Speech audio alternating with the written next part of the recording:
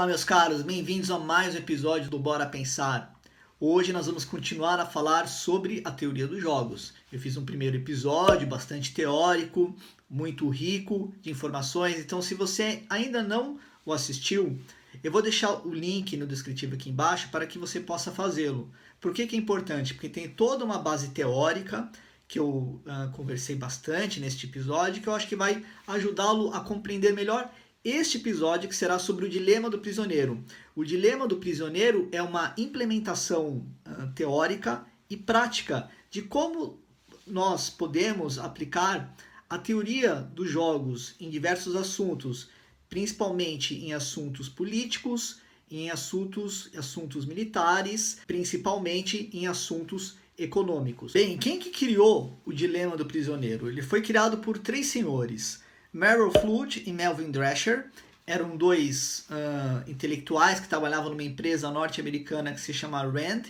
Essa empresa fornece informações estratégicas para o governo dos Estados Unidos. Então a teoria dos jogos, como eu disse no episódio anterior, o assunto já era conhecido, mas eles começaram a trabalhar, a refinar e a criar uma implementação dessa teoria, criar uma forma que essa teoria pudesse ser usada na prática.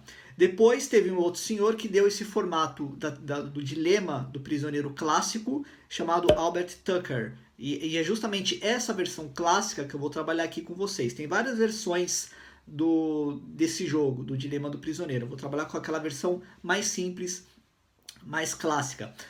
Fazendo algumas recapitulações com vocês. Vocês lembram que a teoria dos jogos é uma análise estratégica de como os atores, os agentes envolvidos numa determinada interação, eles estão avaliando uns aos outros para atingir um determinado resultado. Falei de Platão, falei de Thomas Hobbes, falei do espanhol Cortés quando invadiu o México, situações onde a teoria dos jogos apareceu. Muito bem. No século XX, né, toda essa rapaziada começou a pensar o quê? Como poderíamos usar a teoria dos jogos na prática mesmo? Mas daí você precisa de algo mais refinado, mais sofisticado.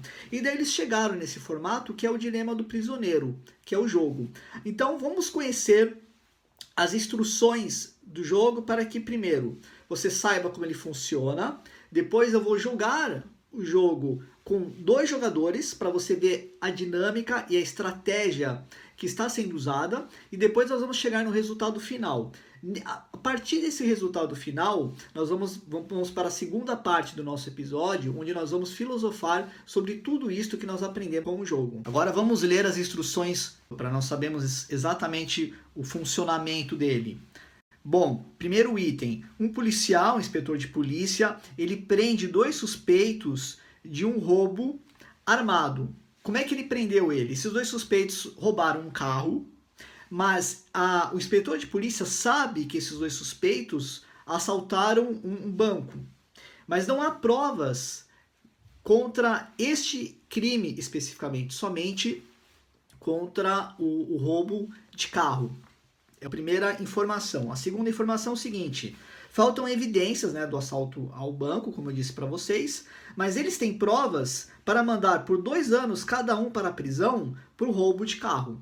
Então, assim, os dois já estão enroscados, tá? Eles já vão puxar 2 anos de cadeia pelo roubo de carro. Só que o assalto ao banco é o crime principal que o inspetor quer pegar eles, mas precisa-se de provas para fazer isto. E daí o que acontece? O inspetor de polícia chega para cada um deles e faz a seguinte proposta. Fala assim, né, para o suspeito número 1. Olha, se você confessar implicando o seu parceiro e ele não confessar, então você estará livre, você não vai puxar nem 2 anos de cadeia e o seu parceiro cumprirá 10 anos de prisão. Ele fez essa primeira oferta para os 2 suspeitos, mas aí ele continuou. E ele diz o seguinte: agora, se vocês 2 confessarem, e aqui deixa eu só reforçar algo importante, ele está fazendo isso de forma individual, ou seja, os suspeitos estão em salas separadas, ele vai conversar com um, depois ele volta e conversa com o outro. Então, o segundo item da proposta dele é: se ambos confessarem, vocês vão cumprir 5 anos de cadeia. Agora, se ninguém confessar, ambos vão cumprir o quê? 2 anos de prisão, que é pelo roubo de carro. E que é interessante disto? Como eu disse, eles estão isolados. Então você não sabe como o outro vai agir. Ele foi um parceiro seu de roubo, mas você não sabe qual vai ser a resposta dele. E agora que vem o jogo propriamente dito. Bem, o jogo vai mapear as duas respostas que cada um desses dois jogadores podem ter. Confessar ou não confessar. Então vocês estão vendo aí que é uma matriz, tem 4 células. A primeira célula, que é a primeira linha, a primeira coluna, eu coloquei o número 11. A mesma coisa para a célula do lado, primeira linha, segunda coluna 12. Embaixo, segunda linha, primeira coluna 21. E depois a segunda linha e a segunda coluna 22. Coloquei esses números pequenininhos para nós identificarmos as células, daí conforme eu for explicando fica fácil você identificar de que célula exatamente nós estamos falando. 2 opções, como eu disse para vocês, cada uma diz respeito a um player, a um jogador. O jogador número 1 ou suspeito número 1 e o jogador número 2 ou suspeito número 2. É aqui que nós vamos mapear as possíveis respostas deles. Está faltando o quê? Está faltando algo importante, que são as funções que vão atribuir os pontos, os pontinhos que nós vamos atribuir a cada jogada. Lembre-se, nós estamos falando de um jogo. E quando você está jogando, né, no seu videogame, sempre tem o objetivo de você ganhar uma pontuação, ganhar um prêmio. E aqui também tem a mesma dinâmica. Nós temos 4 funções para usar nesse jogo. A primeira função nós vamos chamar de Go Free. Essa função Go Free, você ganha 4 pontinhos quando você acessa ela. A segunda é 2 anos, você ganha 3 pontinhos. A terceira função, 5 anos, onde você ganha 2 pontos, e 10 anos, onde você ganha 0 pontos. O que são essas funções? Conforme os jogadores forem escolhendo se eles confessam ou não confessam, vocês vão ali ver na matriz que eles vão ganhando mais ou menos pontos. Fica um pouco óbvio, mas eu vou reforçar que você ganha mais pontos quando você escapa do cilindró, que é a primeira função, e você não ganha ponto nenhum quando você passa 10 anos na cadeia, que é a última função. Bem, vamos começar a jogar com o jogador 1. O jogador 1 ele vai fazer a seguinte análise. Vai acompanhando comigo na imagem que vai ficar bem claro de vocês seguirem. O jogador número 1 diz o seguinte: bom, se eu confessar e o jogador número 2 também confessar, cada um de nós vai ganhar 2 pontos. Para você saber quantos pontos ganha, é só vocês olharem na função, essas funções que estão aí aparecendo para vocês. Então esta é a primeira opção que está aí na célula 11. Agora vamos ver o que vai acontecer na célula 21. Agora, se eu, jogador número 1, não confessar e o jogador número 2 confessar, olha lá, eu ganho 0 pontos e o jogador número 2 ganha 4 pontos. O que está separado com a vírgula é para separar os pontos do jogador 1 do jogador número 2. Então, analisando esses 2 resultados, qual que é o melhor resultado para mim, jogador número 1? É a primeira célula, é a célula 11. Por quê? Porque ali eu pelo menos ganho 2 pontos. Na célula 21, quantos pontos eu ganho? Eu não ganho nada, 0. A estratégia que está sendo usada aqui no jogo é o seguinte: os jogadores sempre vão buscar o máximo resultado possível. Ou seja, todas as vezes que tiverem opções, eu preciso analisar quais dessas opções vão me dar o quê? Mais pontos. Bom, agora nós vamos analisar a segunda coluna, que é quando o jogador número 2 ele não confessa. Vamos fazer os mesmos procedimentos. O jogador número 1 pensa o seguinte: bom, se eu confessar e o jogador número 2 não confessar, o que acontece? Eu ganho 4 pontos. E o jogador número 2 não ganha nada. Legal, esse resultado me interessa.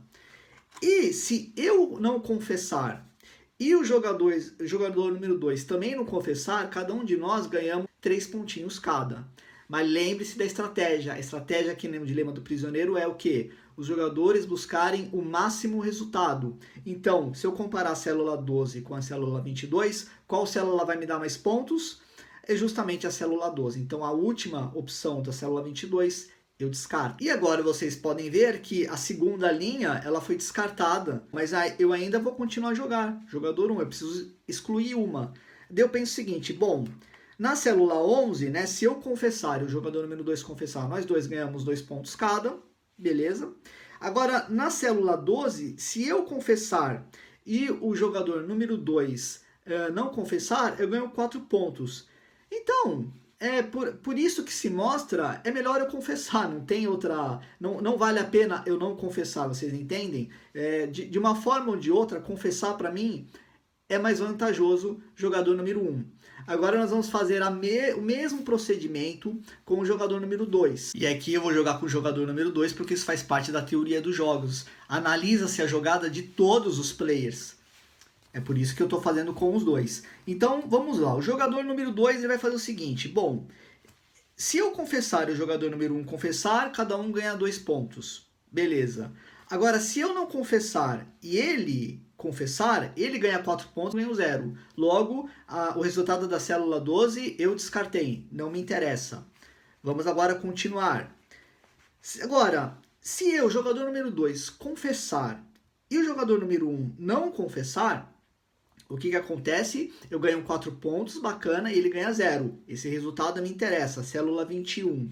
E o da célula 22, que é essa célula do lado, se eu não confessar e ele não confessar, cada um ganha 3 pontos. Comparando a célula 21 com a 22, qual que oferece mais pontos para o jogador número 2? A célula 21, eu descarto a célula 22. E olha só que interessante, né? No jogador número 2, sobrou os mesmos resultados que sobraram com o jogador número 1. Claro, só inverteu a pontuação de 4 pontos, que agora está favorável ao jogador número 2. Mas ele realiza o mesmo procedimento, ele chega à conclusão que é melhor confessar do que não confessar, porque pelos mesmos argumentos que eu usei no jogador número 1, não vale a pena não confessar, e ele também confessa. Ou seja, o resultado do jogo é a célula 11.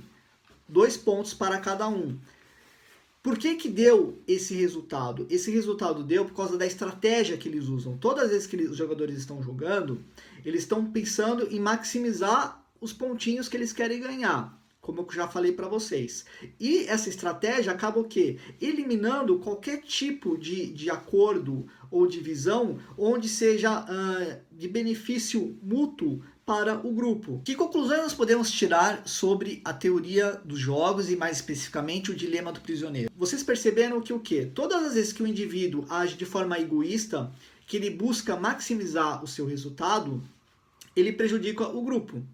E o oposto também é verdade, ou seja, o grupo, para atingir o resultado de equilíbrio, ele exige que os indivíduos não ganhem a máxima pontuação possível. Agora, o que isso quer dizer, né? Isso quer dizer que é sempre melhor a gente cooperar com o grupo, porque é isso que o dilema do prisioneiro traz.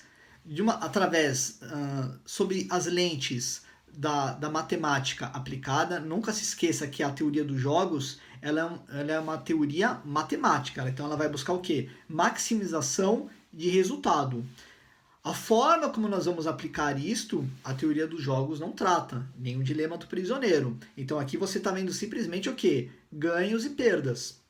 Agora, cabe a nós filosofarmos sobre isto. Isso quer dizer o seguinte, que todas as vezes que nós cooperamos, nós garantimos o bem-estar do grupo. Ora, existe uma corrente filosófica chamada utilitarismo, que é uma teoria moral que justamente defende esse ponto de vista. Como que eu ajo bem? Você age bem quando você agiu em favor pelo bem-estar do grupo. Se o grupo está feliz, você agiu bem. Também conhecida como uma filosofia, né, uma ética moral consequencialista, porque o quê? Depende das consequências para você avaliar se a sua atitude foi boa ou foi má. Eu tenho um pouco de problemas com esse tipo de abordagem moral. Por quê? Porque depende sempre da circunstância. Não é que eu ache mal nós cooperarmos uns com os outros, muito pelo contrário, mas depende o quê? Da circunstância. Vou dar um exemplo. Vamos supor que eu seja um professor numa sala de 40 alunos, e daí esses 40 alunos não estão muito afim de assistir a aula. O que eu vou fazer? Eu posso dar uma aula bem mequetrefe, enrolar, ficar de papo furado e não dar a aula. Eu já presenciei várias aulas assim, é muito desagradável. Ou eu posso fazer aquilo que se espera de um professor e daí eu vou desagradar 40 alunos. Veja que neste exemplo eu estou dando para vocês uma circunstância onde não seria muito adequado eu agradar ao grupo. Por isso que aparece na teoria dos jogos precisa sempre ser visto com muito cuidado. Cooperação com o grupo depende muito do que o grupo está querendo ganhar e sobre quais circunstâncias o grupo quer conseguir os seus pontinhos. Isso que aparece aqui no Dilema do Prisioneiro aparece também na natureza. Outro dia eu estava assistindo o documentário da National Geographic e tinha uma alcateia de hienas. E a líder delas, ela começou de forma até assim, de forma não muito natural, ela roubava a presa e ela comia sozinha. Ela fez isso umas 3 vezes. Na 4ª vez, as hienas expulsaram ela do grupo, quase mataram ela. Por quê? Porque esse ponto de equilíbrio que aparece no Dilema do Prisioneiro, que é quando todas as hienas elas conseguiam partilhar a presa, estava sendo comprometido. Então o que elas tiveram que fazer? Elas tiveram que expulsar a líder que impedia que isto acontecesse. Era isso que eu tinha para dizer hoje neste episódio. Vai ter mais um que é sobre o equilíbrio de Nash. Eu estou dividindo para não ficar confuso. Esse episódio aqui já deve ter ficado longo, ainda não editei, mas vai ser um daqueles episódios longos, mas é porque tem muito assunto. Queria agradecê-los por estarem aqui comigo, acompanhando os episódios. Um forte abraço para todo mundo que está no podcast e no Telegram. Caso você não saiba, quem me segue lá no Telegram, sempre tem uma prévia dos episódios antes de eu postar aqui no YouTube, então me segue lá, tá no link aqui embaixo. Um fortíssimo abraço para vocês, se cuidem com esse maldito desse vírus, coronavírus, e fui!